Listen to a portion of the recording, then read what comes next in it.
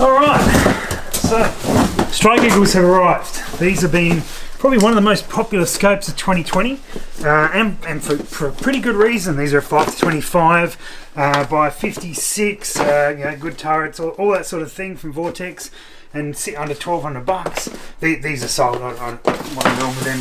They're going on there until they get packed. But these have become like a default suggestion for getting into PRS. It's probably one of the most popular questions I get about, like, what scope should I get for PRS, and maybe we'll do a beginner's guide to choosing a scope for PRS, because there's so many options for optics. I'm going to give you 4 quick things that I think you should focus on for PRS, and as long as you get those 4 covered, anything beyond that is nuance, is more money, is better glass, is that sort of stuff. So you look at the strike eagles, we'll cover that in a minute, but these are the Diamondback Tacticals, and so the first thing I think you really need to look at for PRS is first focal plane. The first focal plane is where you've got the ability, when you zoom in, the reticle will stay true to the markings on it, and so it'll get bigger, it'll grow larger. And so I wouldn't suggest anything that isn't first focal plane for PRS. And the reason for that is we use our reticle so much in what we do that using it to hold and dial, and so no matter what power you're on, you want that to be true.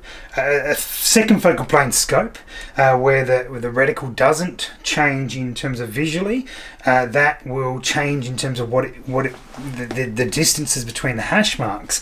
That will change, and therefore, depending on which magnification you're on, you've got to convert that to what you're actually trying to achieve with the scope, what point you're trying to hold to. So that's number 1. So number 2 is to grab an MRAD scope, MRAD. Now look, straight up, there's nothing wrong with MOA at all. All right, the MOA will do everything you need it to do.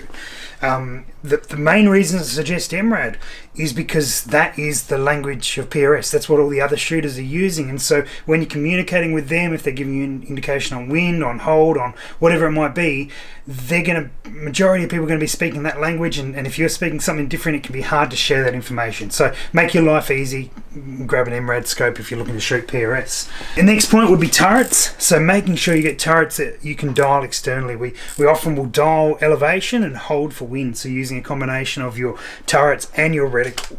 But that's really important to get turrets that will dial and dial consistently. So, talking about the Diamondback Tactical there, the other one that's really popular with that is these Falcons, and I'll tell you the limitations of all this stuff in a moment, but these ones also, again, easy to dial, nice big turrets, and pretty reliable as well.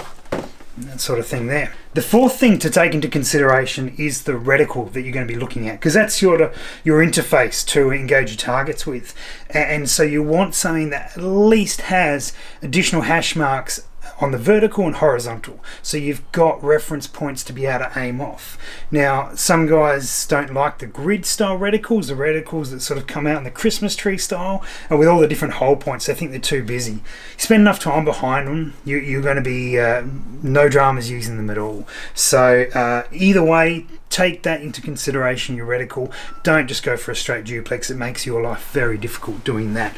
That's pretty simple. That's my 4 principles when choosing a scope for PRS: first focal plane, MRAD, turrets, and a good reticle. Get those 4. Anything you want to pour on top of that will be extra cream, but they're the 4 critical ones. All the best.